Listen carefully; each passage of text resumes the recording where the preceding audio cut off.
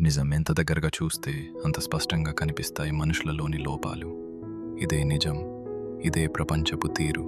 బంధాలు విచ్ఛిన్నం కావడానికి, స్నేహాలు చెడిపోవడానికి, కుటుంబాలు దూరం అవడానికి ఇదే కారణం. డబ్బు లేనప్పుడు, ఒత్తిడిలో ఉన్నప్పుడు, ఆకలిగా ఉన్నప్పుడు వారి అసలు రంగు బయటపడుతుంది.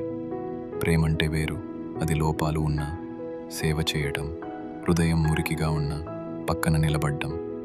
ప్రేమ ఓర్పు, దయ, ప్రేమ ఆలోచనాత్మకం, కష్టం.